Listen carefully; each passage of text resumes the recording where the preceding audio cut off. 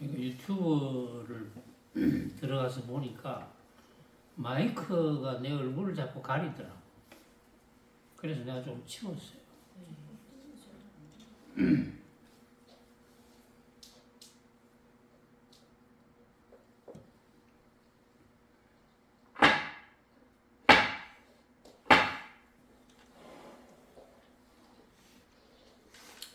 내가 이 주장자를 치니까 어떤 수행자가 해탈도 못했으면서 왜 주장자를 치느냐고. 그리고 그분이 내가 해탈을 했는지 안 했는지를 어떻게 알겠어요? 내를 만나봐야 알지. 안 그러면 법문 들어보면 알지. 해탈한 사람들은 법문 들어보면 해탈한 줄 금방 알아요. 저도 다른 분이 해탈한 분이 있다면 제가 그분의 법문을 들어보면 금방 알아요. 근데 제가 해탈한 줄 모르는 분은 제 법문을 들어도 모릅니다. 해탈한 분이, 자칭 해탈한 분이 있다면 제 법문을 들어보고 진짜 해탈했네 하면 그분은 해탈한 거예요. 왜냐면 근거가 있을 거거든요. 근데 지금 앉아 계시는 여러분들은 제가 해탈한 줄 압니까? 제가 해탈했다 해서 열심히 듣는 거죠. 네. 법문을 듣고 해탈한 줄 압니까? 제가 해탈한 줄? 모르죠. 아니, 모른다니 말이 안 되지. 법문을 얼마나 들었는지 모른다면 말이 안 되죠. 저는 해탈이란 말이 이제 애매하게 쓰일 수도 있어요. 해탈하면 집착이 끊어져서 죽을 때, 모습을 버릴 때, 후유 없는, 다시는 태어나지 않는 열반에 들어야 돼요. 그를 자격을 갖추지 못하면 해탈한 게 아닙니다. 물론 뭐 열반에 들었는지 안 들었는지는 따라와가지고 확인을 해야지. 누가 확인을 하겠습니까? 그러니까 저는 제 마음대로 씹어리도 되지만 이거는 만부처님에게 고하는 약속이거든요. 제가 전에도 이런 이야기를 했어요. 제가 부처님의 인연법과 중도법을 완전히 깨닫고 해탈되었기 때문에 집착이 끊어져서 저는 육신을 버릴 때에는 후유 없는 열반에 들 수 있다는 확신을 가졌다. 저는 자신한다. 만부처님 앞에서 저는 자신한다고 그래요. 만부처님 앞에서. 누가 함부로 만부처님 앞에서 이런 이야기를 할 수가 있겠어요? 제가 이렇게 이야기를 해야지 여러분들이 저를 믿고 법문을 들으실 수 있을 거 아니에요? 제가 이렇게 믿음을 못 주면 제가 어떻게 법문을 합니까? 이런 믿음을 주지 못하면서 법문하면 그 과보는 무시무시하거든요. 그게 얼마나 큰 과보인지 몰라요. 제가 지금 페이스북도 이제 하는데, 페이스북에 들어가 보면 불교 수행자라는 뭐 몇천 명 단체가 있어요. 그 단체에서 승려도 있고, 일반인도 있고, 제가 불자도 있고, 승려도 있고, 아직도 말도 안 되는 이야기를 진짜인 줄 알고 합니다. 선문점성에 나오는 귀절도 올려놓고 마음에 관한 이야기를 해요. 제가 볼 때는 확철되어 한 제가 볼 때는 말도 아닌 이야기들이에요. 아직까지 저는 그 수많은 사람들이 페이스북이라든지 유튜브에 올리는 사람들 법문을 듣고 제 살림살이로 짐작할 때 확실되어 했네? 이런 분을 저는 한 번도 못 만났습니다. 제가 전에 대전에서 모 사찰 주지를 하시는 한 분이, 제가 성함을 밝힐 수는 없어요. 본명을 밝힐 수는 없습니다. 그분이 조계종 소속의 어떤 절에 무문관을 운영하는 주지스님이에요. 무문관 아시죠, 여러분들? 무문관에 방을 7개에서 10개 정도 만들어 놓고 1년에 한 번씩 수행자들을 모집합니다. 그것도 자격은 승려라야 됩니다. 조계종 승려 모집합니다. 근데 제가 이걸 어떻게 알겠습니까? 그 스님이 여기 와서 직접 말씀을 해서 알죠. 여기 와가지고 무문관을 운영하고 있다. 그 비교적 고참 스님이에요. 저하고 직접적인 인연은 전혀 없었습니다. 근데 전화가 한번 왔어요.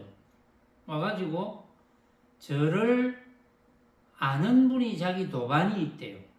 그 도반이 누구냐 하면은 이전에 제가 백봉 김기추 선생님께 수행을 하고 인가를 받을 때 있었던 분입니다. 그분이 백봉 김기추 선생님께서 입적하고 나서 그분이 승려가 되었어요.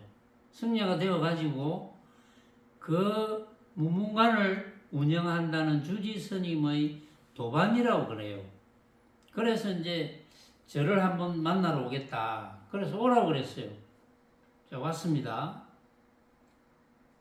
그래서 이야기를 들었어요. 무문관이라는 게 방이 7개인지 10개인지 있는데 1년에 한 번씩 모집한대요. 1년에 한 번씩.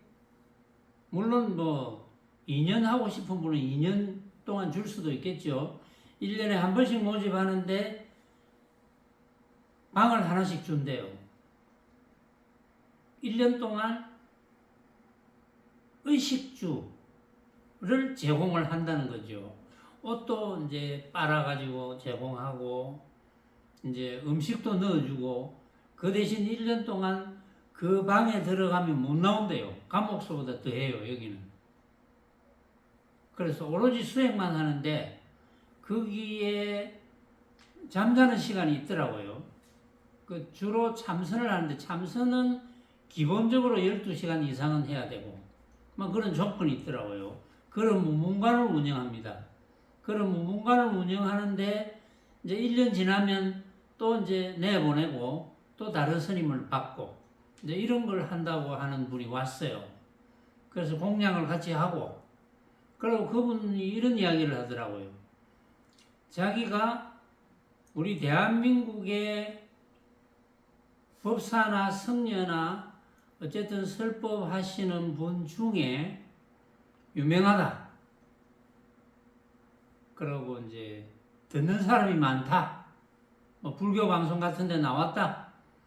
이런 분을 전부 다 만나봤대요. 그리고 그 중에도 뭐 저도 그 만나보는 사람 중에 한 사람인가 봐요. 그 왔어요. 그래서 제가 이제 공양을 마치고 나서 이제 법문을 하니까 이 시간처럼 법문을 합니다. 그래서 제가 물어봤어요. 스님, 그렇게 수많은 사람을 만났는데 나는 감히 나는 부처님 앞에서 나는 확철대오했소 하고 자신있게 주장하는 바입니다. 그런데 만나본 그 수많은 사람들 중에 한 사람이라도 저처럼 나 확철대오했소 라고 주장하는 사람이 있던가요? 제가 질문을 했어요. 그러니까 그 스님의 대답이 없었습니다. 이렇게 이야기를 했어요. 그 이야기를 듣고 더 이상은 이야기는 안 했어요. 그래서 그 스님이 제가 하는 법문을 듣고 이제 뭐 인연 따라 갔죠. 지금 뭐 그분이 주지하시는 그 절에서 잘 살고 계시겠죠. 그게 아마 작년쯤 될 겁니다. 근데 왜 제가 이제 저는 만부처님 앞에서 제 목숨을 걸어놓고 하는 이야기거든요. 저는 죽음이 두렵지 않습니다. 왜 두렵겠습니까? 여러분들도 두렵지 않죠. 인연따라 육신이 왔다 가는 거니까. 육신은 모습이잖아요. 그리고 제가 이전에 화두를 가지고 깨달아서 인가받았던 당시 제가 1982년에 화두를 들고 철야정진도 하고 이런저런 수행을 하다가 제가 스승의 인가를 대중 앞에서 받았습니다. 그래서 법명도 그때가 봄이었어요. 봄에 집을 지었다. 이래서 춘당이라는 법명을 제가 받았거든요. 82년도에 받고 8년 있다가 90년 1월에 1월 첫째 주에 인연따라 조그마한 법회 장소가 만들어진 거예요. 그러다 보니까 지금의 올해가 2026년이지요. 36년째가 넘었습니다. 지금 36년째지요. 6년째. 6년이 넘었다고 볼 수 있죠. 1월이 넘었으니까.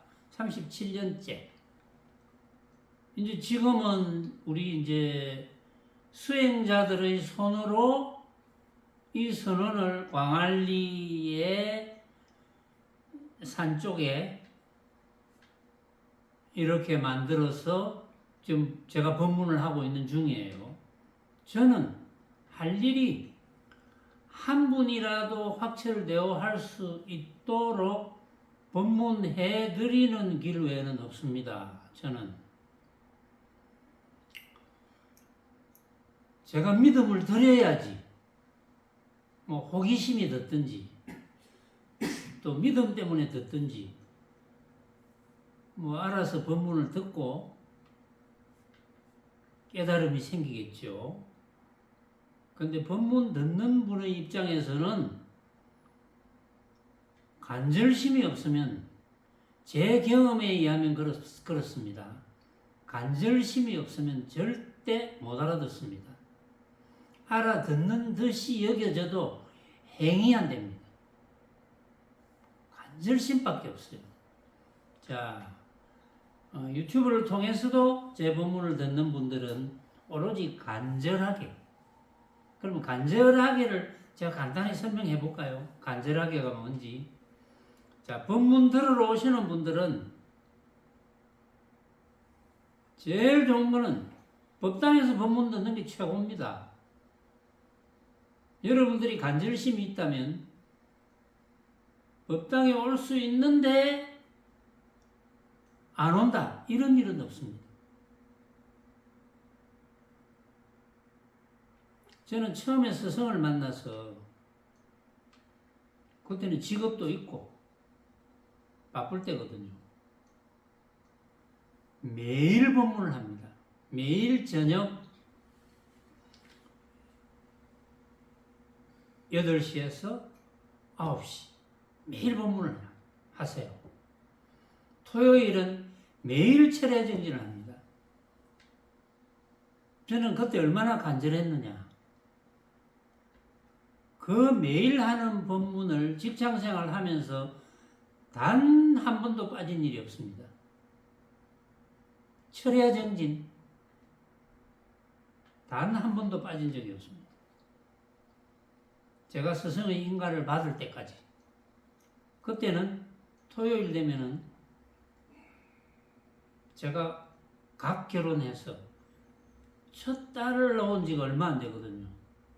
첫 딸을 처가에 맡겨놓고 첫 딸을 토요일 날 데리고 와서 같이 자주어야 되는데 저는 보따리 사고 선원에 철야정진하러 들어가 버립니다.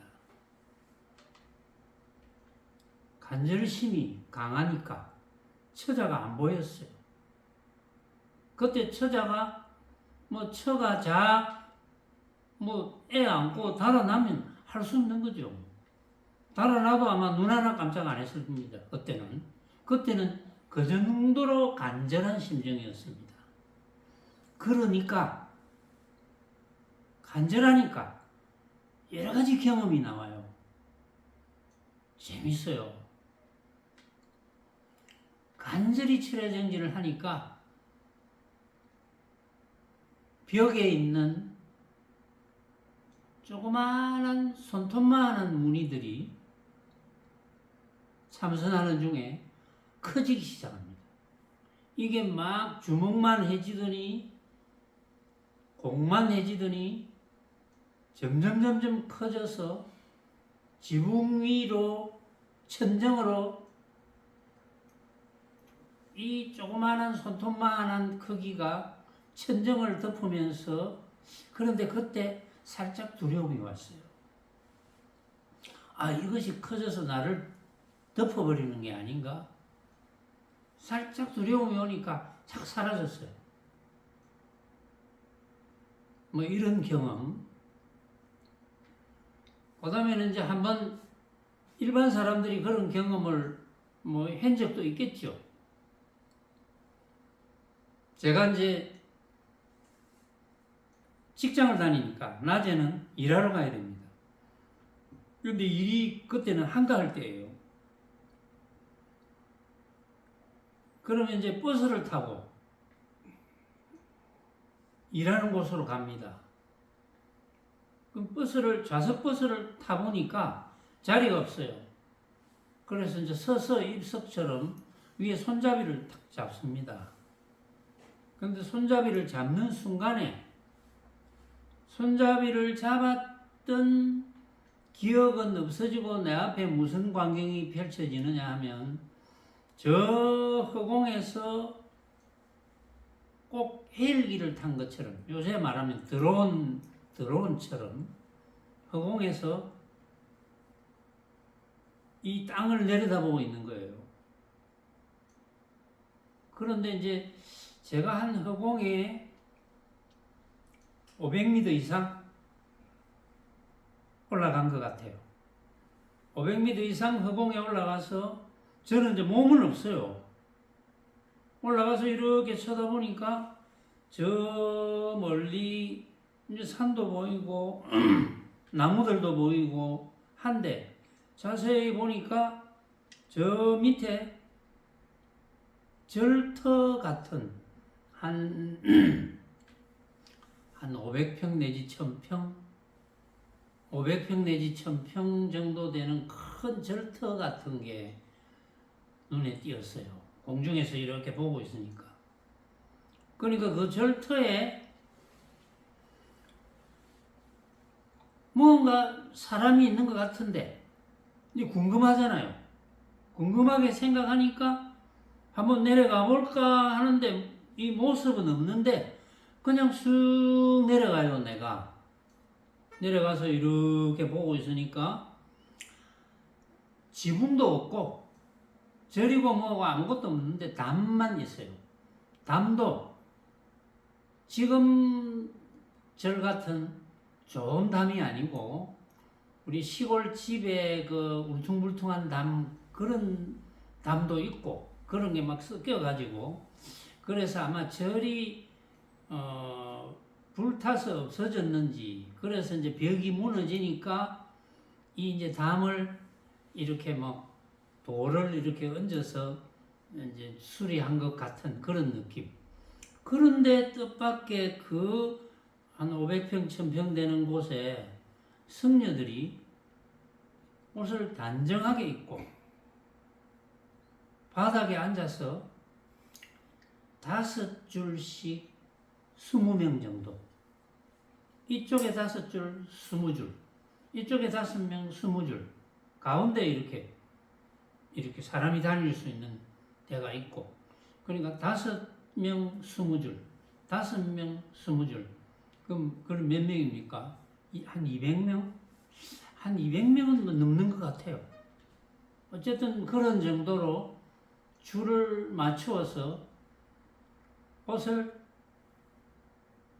성녀 몽골 옷을 입고 거기에 회장을 둘렀는데 이 회장이 색깔이 요즘 우리나라의 성녀들의 색깔이 아니고 요즘 우리나라 승려들의 회장 색깔이 자주색 같은 그런 건데 좀 주황색 같은 이제 그런 짙은 주황색 같은 느낌이 드는 그런 휘장을 이렇게 두르고 앉아서 전부 좌선을 하고 있습니다.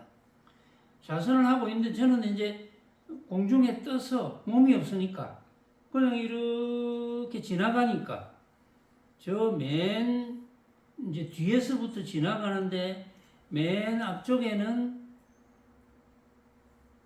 평상 같은 게 하나 있는데 서사인 듯한 분이 평상 위에 앉아서 이쪽으로 쳐다보고 있어요.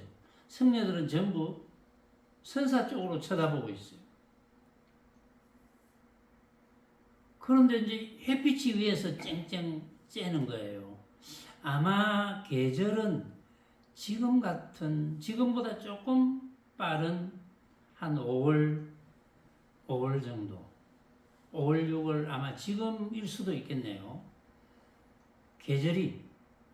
왜냐하면은 이렇게 햇빛이 비치는데 이제 앞에 저는 이렇게 쑥 허공에서 이렇게 선사 쪽으로 가다가 선사도 이렇게 눈을 감고 이렇게 같이 쭉 앉아서 이렇게 쳐다보고 계시는데 저는 거기서 선사까지 안 가고 끝까지 가다가 다시 되돌아서 옵니다.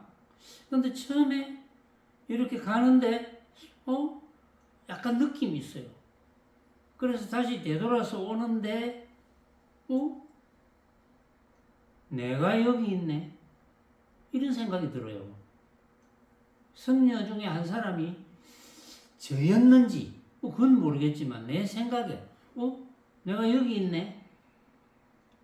그런데 그 승려 위에 저는 몸이 없으니까 승려 머리 위에 이렇게 올라가서 이렇게 머리털과 한 10cm, 20cm 정도 가까이 가서 쳐다보는데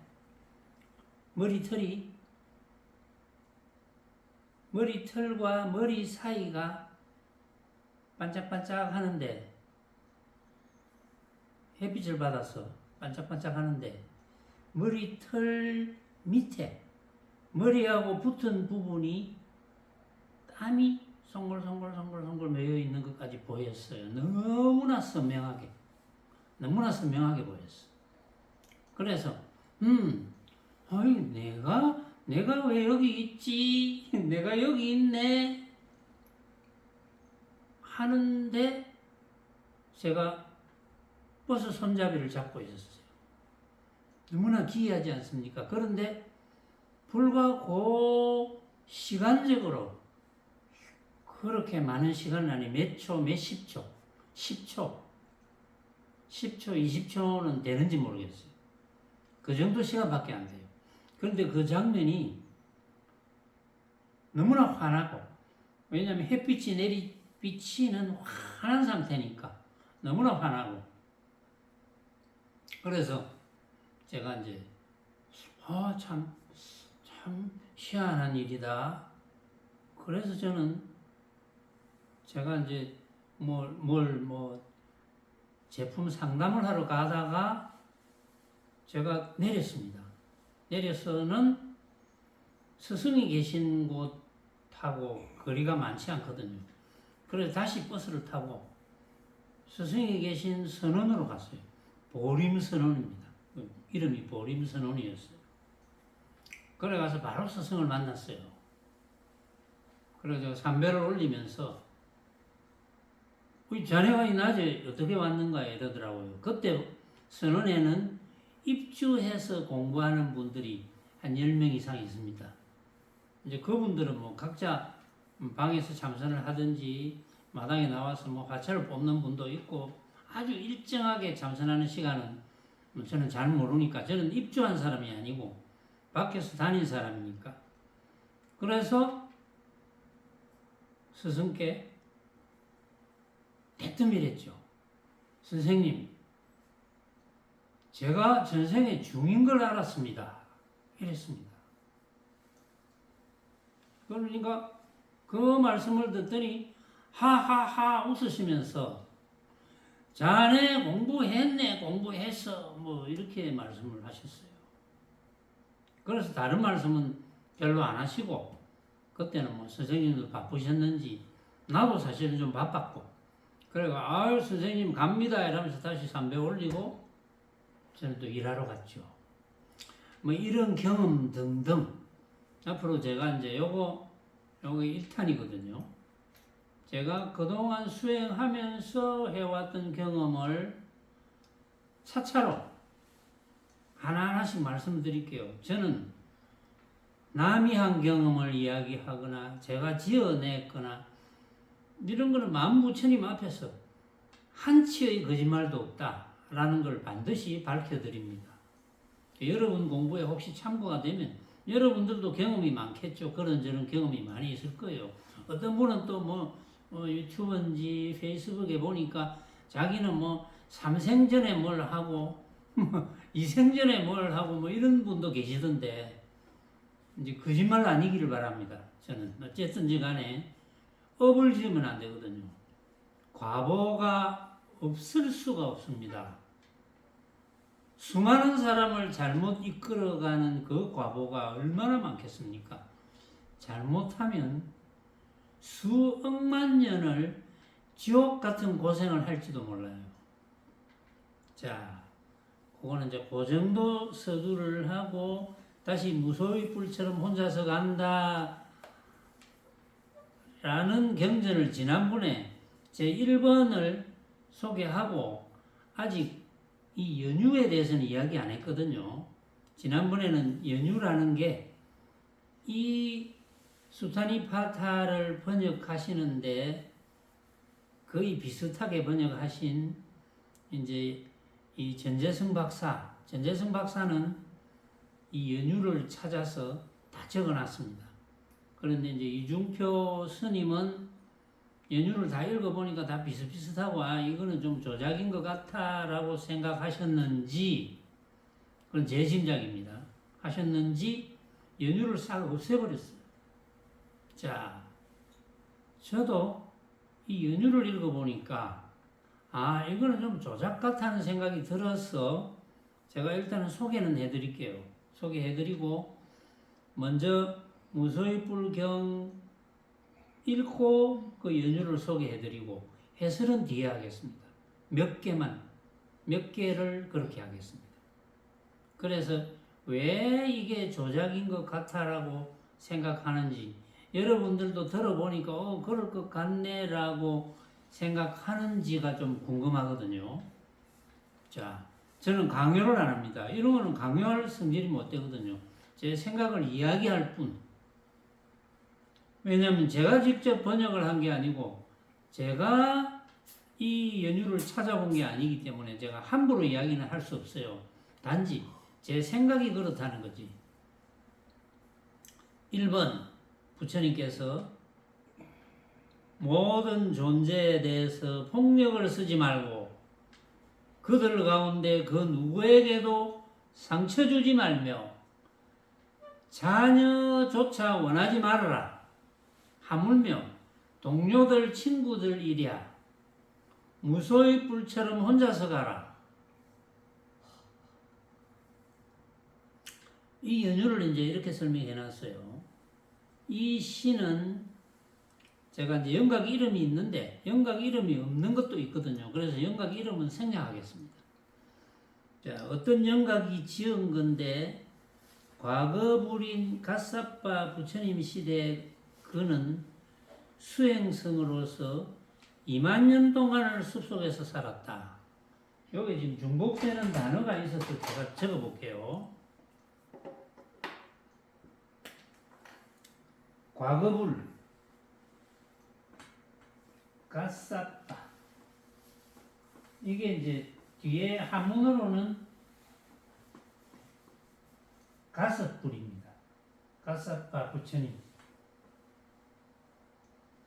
그 다음에 중복되는 단어가 2만 년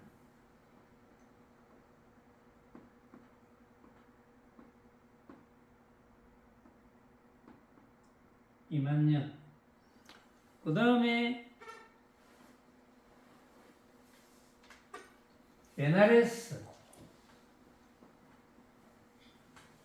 베나레스라는 나라,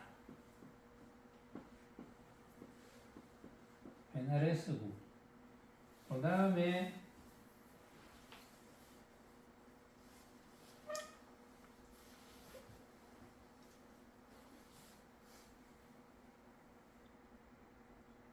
요 세 개가 중복이 되거든요. 자, 어떤 영각이 과거 우린 이 가사빠 부처님 시대 수행성으로 태어나서 2만 년 동안을 살았다. 숲속에서 살았다. 그러고 나서 베나레스 나라의 왕으로 태어났다. 왕의 아들로 태어났다. 왕자로 태어났다. 아버지가 죽자 왕이 됐겠죠. 베나레스 왕이 되어가지고 이제 통치를 합니다. 나라를 다스립니다. 그런데 수행하는 버릇이 있어서 그런지 조용한 수행을 좋아해가지고 왕궁에서 혼자서 높은 누각에 올라가가지고 거기서 세수를 하고 또 잔심부름하는 하인만 오게 하고 밥 같은 거 갖다 주고 그 외에는 누구도 접근 금지를 시킵니다. 근데 왕이 좀 특이하지 않습니까? 그러니까 이제 세월이 이제 보름 이상이 지났어요. 그러하기를 보름 이상이 지나니까 왕비가 너무 심심하거든요. 그래가지고 대신 한 명을 신하 중에 큰 신하 한 명을 협박합니다.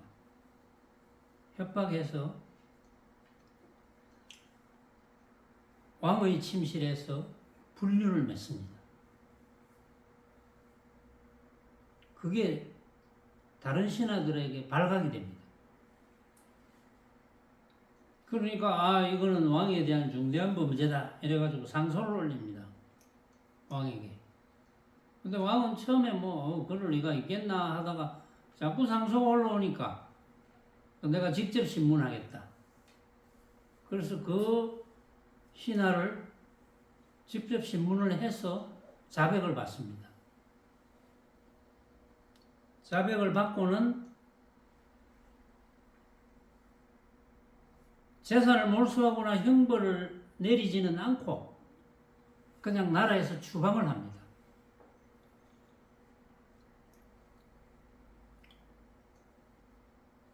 그러니까 이 신하가 범죄를 저지른 신하는 자기가 가졌던 재산을 몽땅 갖고 다른 나라에 가서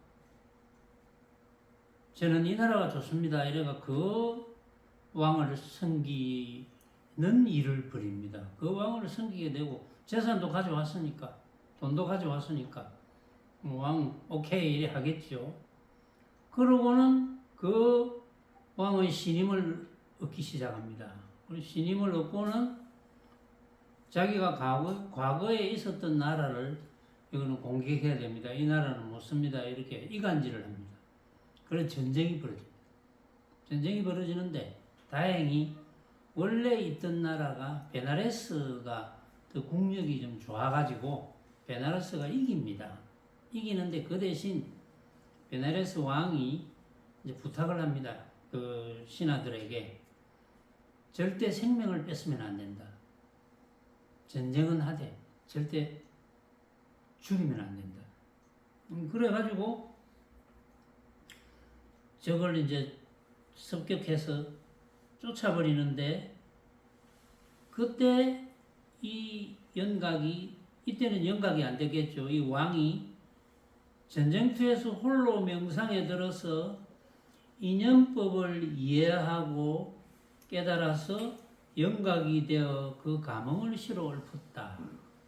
이렇게 되었거든요. 그럼 여기서 모든 존재에 대해서 폭력을 쓰지 마라. 이 말은 여기에 이제 전쟁할 때 죽이지 마라. 이런 거하고 관계가 있다고요. 그래서 이것 때문에 모든 존재에 대해서 폭력을 쓰지 말고 그들 가운데 그 누구에도 상처 주지 말며 자녀도 원하지 말고 하물며 동료들 친구들이겠나 무소유 불처럼 혼자서 가라고 했다는 연유가 있고, 두 번째는 교제가 있으면 애정이 생기고 애정을 따라서 이러한 괴로움이 생기나니 애정에서 생겨나는 위험을 살펴 무소유 불처럼 혼자서 가라. 자, 이거는 뒤에 연각이 된 어떤 수행자가 과거 우린 가사빠 부처님 시대의 수행성으로서 2만 년 동안을 숲속에서 살고 그러고 나서 베나레스 왕의 아들로 태어났다. 똑같죠, 여기까지. 그래가지고 이 아들로 태어난 왕자는 태어나면서부터 여자를 싫어해가지고 젖을 먹여도 남장을 해가지고 엄마가 남장을 해가지고 젖을 먹여야 되고, 그래서 이제 왕은 16살 됐을 때 결혼을 시켜야 되겠다. 그런데 이제 왕자는 결혼 안 하고 싶었지만 이제 조건을 겁니다. 자기가 만들어 놓은 가장 아름다운 여자의 황금 조각과 동일한 여자를 만약에 발견하면 그 여자는 결혼하겠다. 그리고 신하들이 이제 온 전국을 뒤집어 가지고 이제 찾았어요. 그런 소녀를 찾아서 또 예물을 주고 결혼을 성사시켰지만 그 처녀가 신랑 집으로 가는 도중에 여행의 필요에 지쳐서 풍병으로 죽어버려요. 왕은 왕궁에서 이제 대가 끊어진다고 난리가 났지만 또 왕자도 슬픔에 빠졌지만 이내 어떤 인연이 있었는지 순차적으로 연기법을 순관하고 역관해서 깨달음을 얻어서 영각이 됐다. 이런 연유입니다. 여기서 뭐 교제가 있으면 애정이 생기고 애정을 따라서 이러한 괴로움이 생기나니 라는 것과 조금 관계가 있는 것 같지만, 왜냐하면 결혼을 하려고 생각했던 여인이 죽어버렸으니까 이제 그런 어떤 아쉬움이 있겠죠. 그래서 이제 그래서 생겨났다고 이렇게 되어 있어요. 그 다음에 세 번째, 친구들이나 동료들과 정을 나누면서 이익과 즐거움을 추구하려다 마음이 얽매이면 집착하게 되니 사귐에서 오는 이러한 두려움을 살펴 무소유 불처럼 혼자서 가라. 이거는 이제 어떤 수행자가 베나레스 왕으로 통치를 하다가 수행자에게 이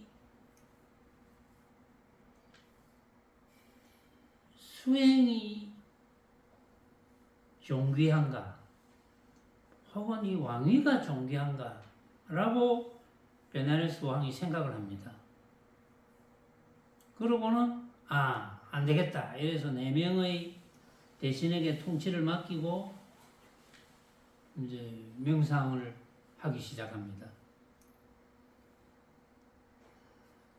이제 그러면서 왕이 법에 따라서 잘 다스려라고 부탁을 했는데도 이 4명의 대신들이 뇌물을 받고 부정을 행하고 재산을 가진 가장의 재산을 가로채고,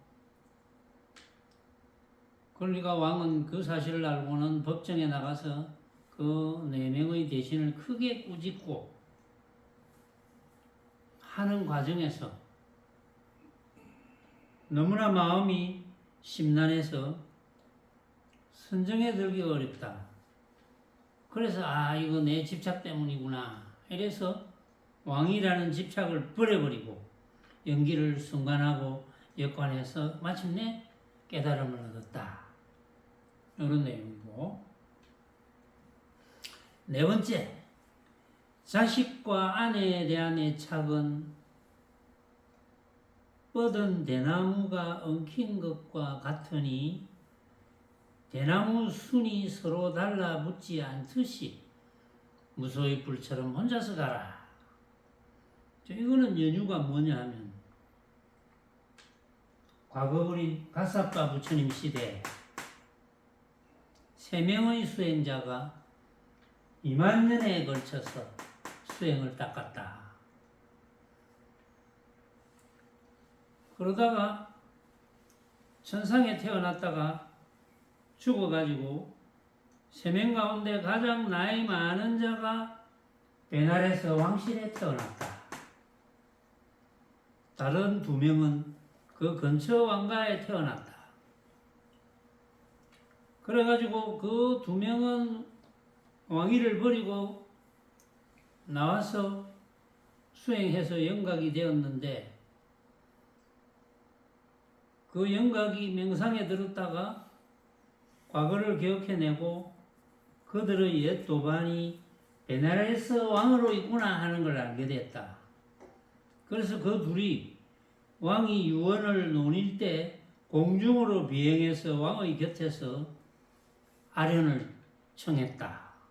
왕이 이름을 묻자 그들은 무집착이라고 했다. 집착 없음. 왕은 그 의미를 재차 묻자 뻗은 대나무가 엉킨 것이 집착이고 대나무 순이 서로 달라붙지 않는 것이 무집착이라고 이렇게 이야기합니다. 그래서 이 왕은 이 이야기를 듣고 홀로 떨어져서 연기를 순간하고 역관하다가 깨달음을 얻어서 영각이 됐다. 이런 이야기고 한 가지만 더 해줄까요? 별 재미없죠? 연유가 비슷비슷하니까. 6번 5번 숲속에 묶여있지 않는 사슴이 초원을 찾아 거닐듯 현명한 자라면 자유로운 삶을 추구하며 무소의 불처럼 혼자서 가라. 여기 이제 어떤 영각이 지었다고 되어 있는데 이 수행자가 과거 우린 가사빠 부처님 시대의 요가 수행자였다. 죽어가지고 그는 베나레스의 한 부잣집에 태어났는데 그는 이때 다른 사람의 마누라와 불륜의 관계를 맺고 죽어서 지옥에 태어났다. 그 지옥에서 고생을 많이 했겠죠. 그 인연법이니까. 지옥의 업보가 다하자 장자의 딸로 태어나서 결혼을 했는데 전생의 업보 때문에 남편이 그녀를 돌보지 않고 다른 여자와 또 놀아났다. 인연법이죠. 어느 날 그녀는 남편에게 자기를 데려다 달라고 부탁해서 음식을 준비해가지고 축제에 참여하게 되었는데 남편이 이미 유언에 가 있다는 소식을 듣고 준비한 음식을 가지고 하인들과 함께 길을 떠납니다. 도중에 한 영각을 만납니다. 만나서 마차에서 내려가지고 그의 바루에 음식을 채워주고 연꽃을 그 위에 올려놓고 한 주머니 연꽃을 선물합니다. 그러면서 연꽃 가운데 태어나서 연꽃 색깔을 한 남자로 태어나 열반을 얻겠다라고 서원을 합니다. 기도를 했겠죠. 그녀는 그 순간에 아름다워졌고 남편이 그 여자를 사랑하게 되었고 죽어서는 천상의 연꽃 속에서 태어나게 됩니다. 그 다음 생에는 제석 천왕의 제안으로 아들이 없는 베나레스 왕의 유언에 있는 연못 속에서 태어납니다. 베나레스의 왕비가 연못의 연꽃을 보다가 매력에 이끌려서 그 연꽃을 꺾었는데 그 속에서 사내 아이가 발견되었어. 그녀는 이 사내 아이를 양자로 삼아서 호화롭게 잘 키웁니다. 어느 날 이 애가 궁전의 문 밖에서 놀다가 영각을 만납니다. 사람들이 영각이 탁발하는 것을 보면 그 영각을 괴롭힐 수 있기 때문에 그는 영각이 궁전으로 들어오지 못하게 경고합니다. 그래서 영각은 가버립니다. 그러자 소년이 영각에게 죄를 지었다는 생각에 괴로워하다가 코끼리를 타고 사죄하기 위해서 영각의 처소로 향합니다. 그래서 코끼리에서 내려 다시 걸어갑니다. 영각의 처소에 다다르자 하인들을 물리치고 홀로 걸어갑니다. 영각의 거실이 비어있는 것을 발견하고는 홀로 앉아서 연기를 순간하고 역관하다가 깨달음을 얻었다. 그래서 영각이 됐다. 뭐 이런 이야기고.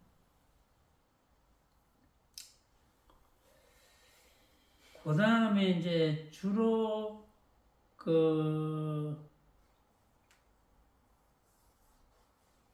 연기를 깨달아서 영각이 됐다고 나오고, 그 다음에 하나는 탐욕에서 오는 재난을 보고 통찰해서 깨달음을 얻었다. 그 다음에 하나는 이것이 있으면 저것이 있다. 이것이 생겨나면 저것이 생겨난다라고 연기를 순간하고 역관해서 깨달음을 얻었다. 뭐 이런 이야기들이거든요. 이거 비슷비슷하죠.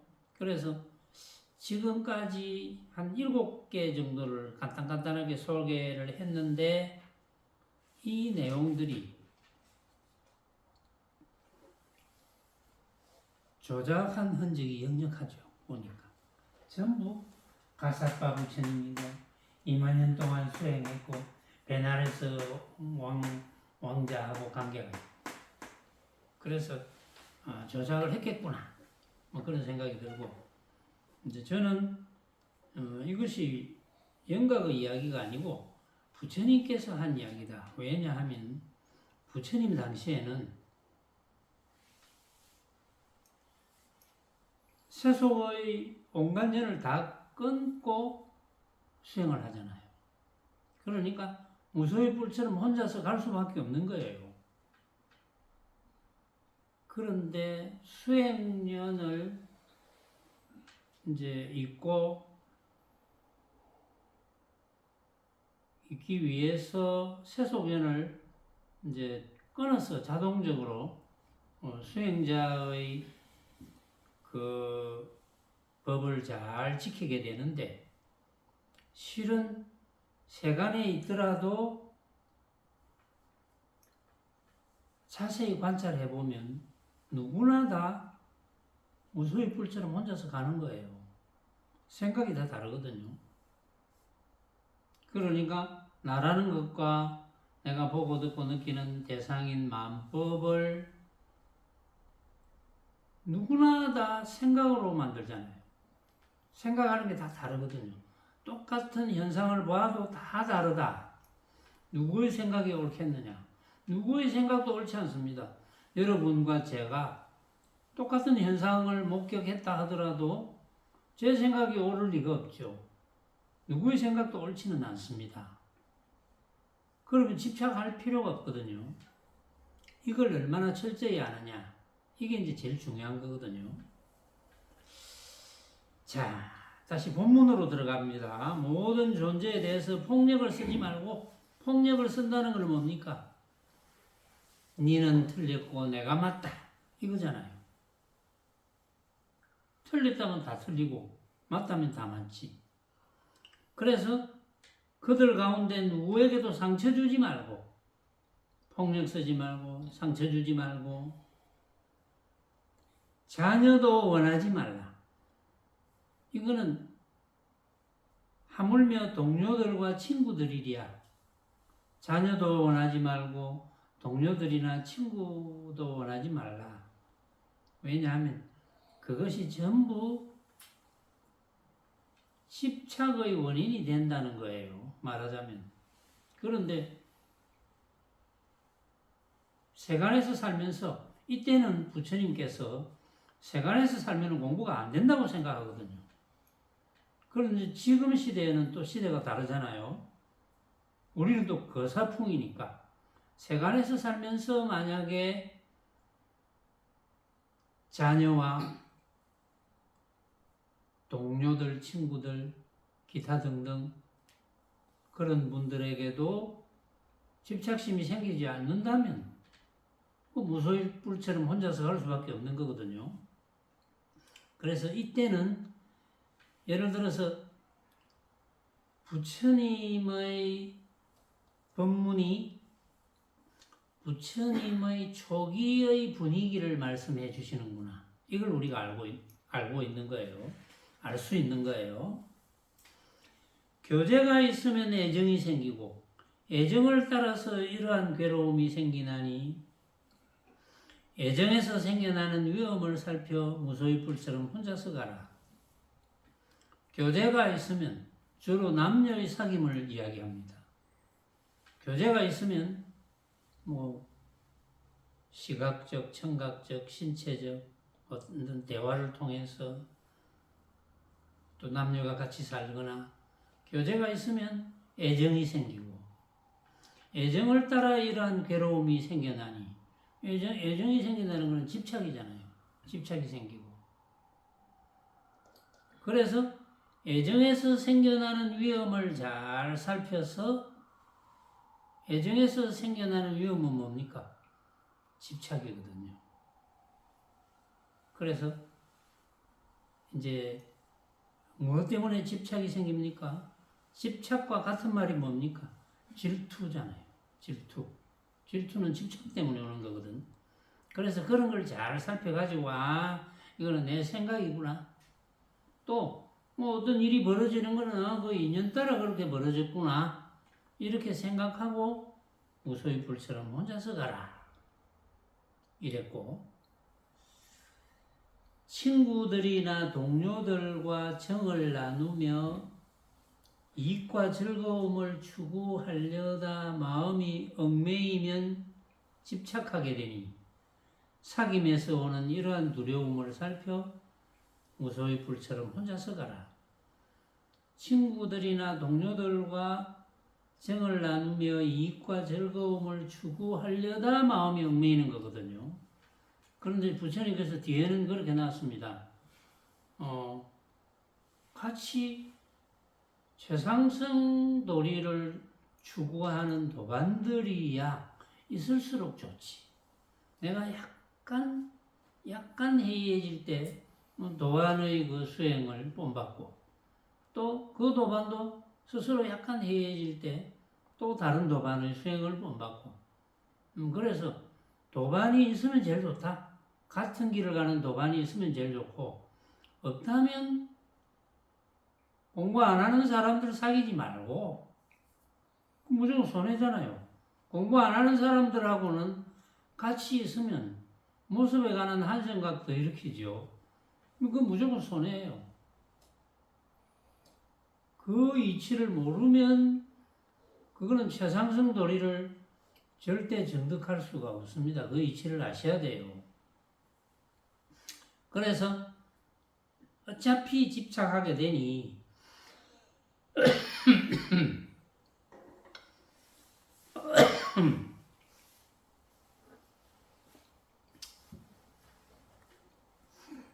사귐에서 오는 이러한 두려움을 살펴 무소의 뿔처럼 혼자서 가라.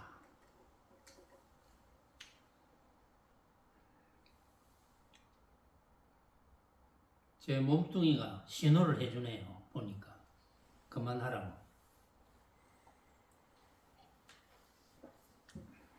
그러니까 서창 박보살이 제일 좋아하네. 마치겠습니다.